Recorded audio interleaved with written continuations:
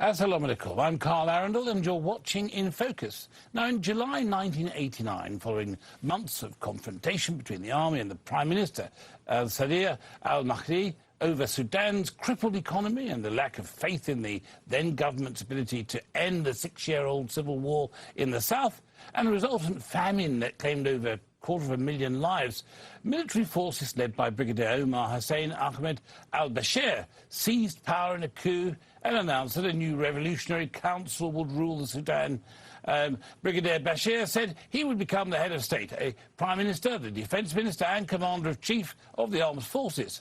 He announced the suspension of the constitution, the dissolution of parliament and the imposition of emergency rule. In October 1993, the Revolutionary Council was eventually dissolved and Bashir declared as Sudan's new president. Sudan held democratic elections. Some people will say they weren't, in March 1996 and subsequently in 2000, both of which saw Bashir apparently elected with 75% and 85% of the vote respectively. In 2003, we witnessed the escalation of hostilities in Darfur, which saw hundreds of thousands killed and the displacement of over 2.5 million people amidst accusations that residents of Darfur had been neglected in favour of the Arab populations in Sudan. 30 years on, it is fair to say that there's been a reduction in the decades-long conflict between Sudanese government forces and the armed opposition groups in Darfur, South Kordofan and the Blue Nile. However, whilst earlier this year we saw a renewal of the commitment of the government to unilateral cessation of hostilities, many argue that little progress has been made towards achieving a durable and comprehensive solution to the conflicts of Sudan. They argue that the roadmap agreement signed by both the government and opposition in 2016 has not been implemented, and the peace process mediated by the African Union High-Level Implementation Panel on Sudan has stalled without a broadly negotiated and monitored ceasefire or of humanitarian access in opposition held areas. In addition, the National Consensus Government announced in May 2017 did not include much of the opposition, including the Sudan Call Alliance, one of whose prominent members is the largest opposition party, the National Ummah Party, NUP, led by former President Sadiq al Mahdi, who has generously agreed to join me today in the studio. Sadiq al Mahdi is the leader of the Ansar, a Sufi religious order, and is the head of the National Ummah Party. He is no stranger to British shores, having obtained his Masters in Politics at Oxford University in 1957. He says he's committed to achieving peace and to setting up democracy and the restitution of rights. He has vowed to, and I quote, work to fight Islamist extremist groups and revive moderate Islam. Assalamu alaikum and welcome to In Focus. Wa alaikum salam. Bismillah ar-Rahman ar-Rahim. Thank you very much for this introduction. Much of it is not correct. The coup took place not because there was any need for it. In fact, the economy at the time had just been fixed after Nimeri's 16 years rule, and also, in fact, the year in which they staged the coup was a year of bumper crop in Sudan. So, in fact, it was a coup for power grabbing, and this was admitted by the coup engineer, late Dr. Hassan al-Turabi. So it was really an exercise of power grabbing. Now, you can see that therefore it was unnecessary. Unfortunately, because of that, the 30 years that we have suffered has been a period of free downfall. All this business about elections, there were no elections. As you know, dictators tend to call themselves elected in a way without any basic freedoms. Well, as I said in my introduction, according to all the stats, elections were held in 1996 and again in 2000. In 96, he apparently won a vote of 75%, and in 2000, it was increased to 80%. So are you saying that those are inaccurate? Fake. All of them are fake elections. There is no competition, there is no freedom, there is no rule of law. It is dictators, as you know, all over the Middle East. They run this type of elections in order to hoodwink, I think, the international community. That's all. Now, in all my conversations on the political arena, when I mention or talk about Sudan, it's in some respects totally tragic that it always gets back to the conflict in Darfur and the issue of international war crimes. In 2009, you will be aware that Sudan's President Omar al Bashir was indicted for crimes against humanity in the international courts, the ICC.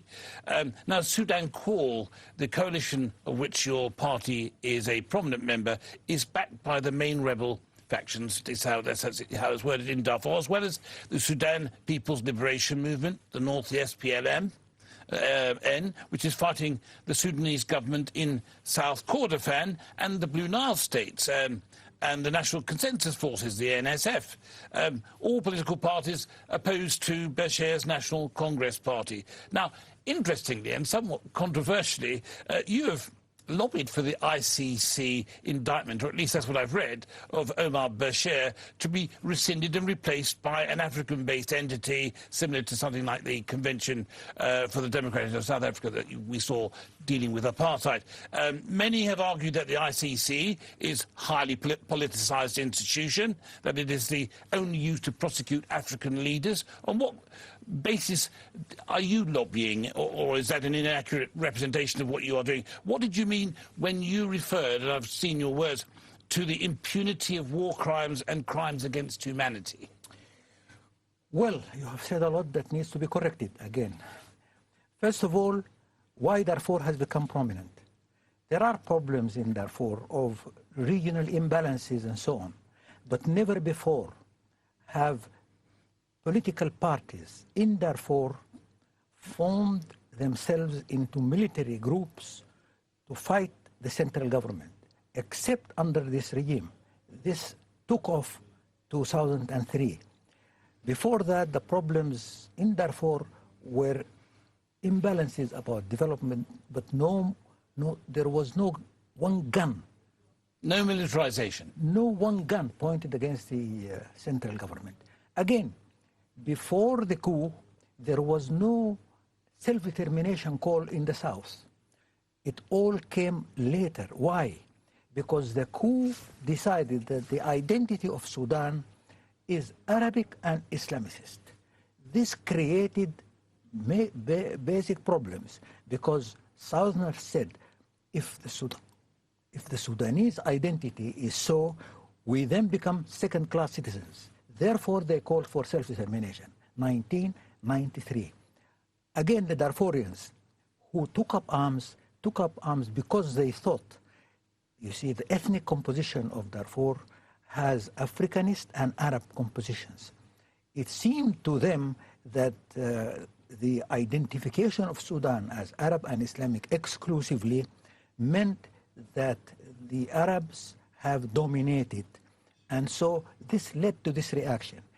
The reaction that took place, that resulted in certain political forces took up arms in Darfur, is due to this. And therefore, because of the fact that the anti-insurrection policies of the regime have been draconian and cruel, now there exists 63 UN Security Council resolutions against Khartoum, most of them under Chapter 7. As to the issue of the ICC, you see, the ICC is a very important development in international criminal law. We have been supporting it all the way until now. What I spoke about was not that we wanted to do anything to rescind or dilute accountability. But what I said was this, that the ICC the Rome Statute itself gives room if the victims believe that they want a soft kind of accountability. There is Article 16 in the Rome Statute. It is not something that is an alternative to the Rome Statute or to the ICC. It is within the parameters of the ICC that this exists. I just refer to this. So this sort of truth and reconciliation option. Exactly. But you know, I refer to it as an option, not as something that we decided. It will only be decided by the people of Sudan if they believe that they did what de Klerk did in South Africa. Anyway, as far as this is concerned, we are all for the ICC. As far as the any kind of alternative to criminalization, we call it restorative justice in the sense of what happened in South Africa. But that will be only if the regime accepts handing over power to the people. As to the roadmap you refer to, this is a document presented by the African Union High Implementation Panel, led by ex-president of South Africa, Mr. Tam Mbeki. And it says that you have to sit together to decide on permanent cessation of hostilities, the availability of a climate of freedom and basic freedoms, and discuss a transition government, discuss a national constitutional conference for a constitution, and ultimately to have elections under basic new climate of basic freedoms. Now, this is a document which was signed 2016, but it is now frozen. Anyway, the fact is that today exists several opposition forces. The main is the Sudan Call. I am chairman of this Sudan Call. This Sudan Call brings together political parties, major political parties, brings together non-governmental organizations, civil society organizations, and some armed groups.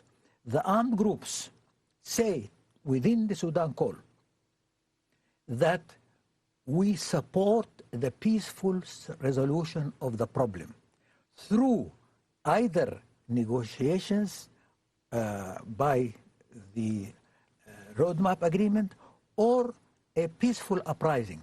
But it's fair to say that some of those members of Sudan Call are currently engaged in conflict with the current government. I mean, if I may finish, earlier this year, President Omar al Bashir hinted that legal action against the parties affiliated with Sudan Call for breaching the laws, as he said, governing political action, he said, which prohibit alliance with rebels bearing arms against the state. He said, and I quote him, "Whoever wants to deal or sign agreements with the rebels has to know that the SRF has some areas in the South Kordofan, the Blue Nile, Darfur, Israel and Kampala. We will not," this is his words, "we will not accept that some speak with them in Khartoum and our sons are fighting and dying in South Kordofan." Did those warnings... Well, of course he said this, but he talks to them too. All of them talk to them. You see, it is a peculiar situation. Let's take the southern, the SPLM North. This is a group which was part of the government under the CPA agreement. And it is because they did not implement protocol of Southern Kordofan and Southern Blue Nile that they exist. So they are already there. The fact is that the United Nations Security Council recognizes them as people with a bona fide cause. The African Union recognizes them. We together have been listened to by the African Union Peace and Security Council. they are recognized by the Troika. That is to say, the European groups. Yeah, and by the European Union. They are a special case that the government talks to them. In fact, this roadmap was signed by the government, and they signed it with it. So this gives them a certain de facto legitimacy. Also, they say, we are committed to a peaceful solution, not to the overthrow of the government by force.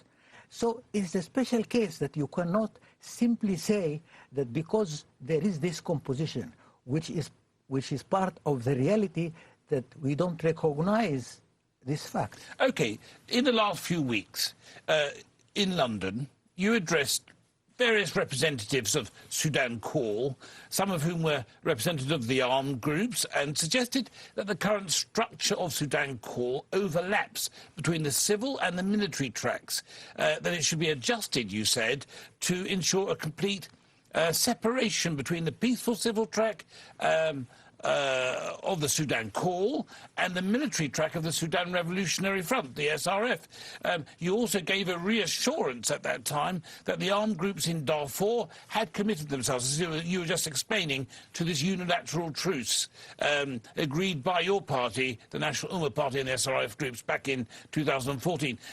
Does that statement that I've read suggest that there may be a schism in Sudan Call?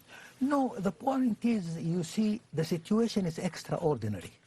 And extraordinary situations call for extraordinary solutions.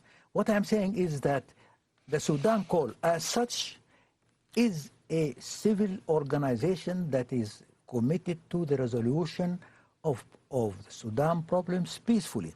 And that is why the international community sits with us. That's why the African Union sits with us. That's why this Sudan Call is recognized. We meet in Berlin, we meet in Paris, we meet everywhere under this, because they realize that the whole organization is committed to peaceful resolution. And they say, as far as anything goes, of course there are armed groups, but they will only dissolve when there is a peaceful political agreement. Now, you said in your speech in London that you persuaded those armed groups to join you in a holistic negotiated settlement to the Sudanese crisis, and that the Sudanese government should value your efforts to bring peace and to achieve democratic reforms. Does the Sudanese government value your efforts? You've mentioned all these various European actors who are all recognising the legitimacy of Sudan Call, but does the Sudanese government not potentially think that you are simply a unilateral maverick actor who is working towards pursuing your own agenda, working with armed groups intent on overthrowing the regime of Omar al Bashir? Well, I have been visited about just after the Ramadan Eid by a vice president of al Bashir. He came to say to me that they want us to talk peacefully, and I responded to that. So the government recognizes the fact that we hold the potential of a political solution. Unfortunately, there are some in the regime itself who think that this political force may replace them, may succeed them. And so it's out of political jealousy that they don't want to recognize. Have they got any justification? Have you got, as an ambition, to get back into power in I Sudan? have been offered power by them 3 times, 4 times, to come and share government with them, to be prime minister under them, and all that. And all the time I said, I will not take any part in government unless and until there is a democratic constitution, unless and until there is accountability on past misdemeanors and misdeeds. Unless this takes place, I will have no role in government, and I have already decided that I am going to give up on direct politics in my party, because I think I have got other... When you say give up on direct politics, that means you don't take part in elections? No. Elections are not at all in any agenda. What they are talking about is really the same kind of concocted elections that, in fact, al Bashir has now got 30 years of power, and he's seeking, they say, another term. He's seeking what the press report is a third term. It is a fourth decade. Fourth decade. All right. So I can't. As elections are supposed to be held every 4 years, I sometimes feel a bit puzzled when they can talk about a third term. Divide 30 by 4 and you get the number of periods. No, this is nonsense. This is all Middle Eastern nonsensical elections that make nothing. They just confirm those in power. Elections are supposed to be about the succession in power, not about the confirmation of the office. Now, it's fair enough to say that you have consistently urged collaboration and coordination with the rebel forces. It's part of your mandate, such as the Sudanese Revolutionary Front, in order to achieve a comprehensive peace in Sudan. But isn't it true also that President Omar al Bashir made it abundantly clear back in 2014 that it was a red line issue? I think those are the words he said. And Egypt, where you've been living in effective exile since February of last year, went as far as to warn you not to attend meetings in Paris and Berlin with members of the rebel forces. At those meetings, you stressed the importance of involving international actors, all the European bodies and so on, in order to achieve that desired peace. You pointed, as you mentioned, to Troika. That's the USA, the UK, Norway, so on. European Union, Secretary Council, the Security Council, especially Russia and China. Now, these are all important bodies. This all may make a lot of sense to many people, but do you not think it may have been a bit unwise to attempt such collaboration without the full participation and blessing of the current government of Sudan? Well, many in the current government of Sudan appreciate what we are doing. What we are doing is not participating in fighting. We want to stop the fighting. There is no way you stop the fighting except through negotiations. That's what I'm saying. What we are saying, yes, of course, there are people who are dying, but we are not working towards increasing the bloodshed. We are working towards stopping the bloodshed. Yes, of course, there are armed groups with the government, and in fact, our message to them has always been, we are the carriers of the message that will stop you killing others and others killing you. So this is our mission is peaceful, not confrontational. And that is why we say many people in the regime respect this and say so. They say that the fact that we are seeking not to increase the polarization, we are seeking to stop the bloodshed. So that is why it is a very acceptable.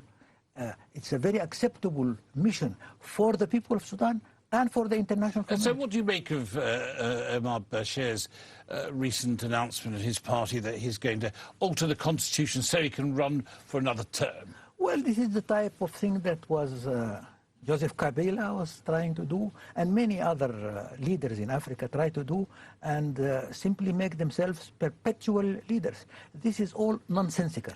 There is a powerful opinion within Sudan and within the international community that this should not be done. So, Brother Sadiq al Mahdi, it's been a real pleasure. Thank you so much for joining me on Islam Channel. Thank you.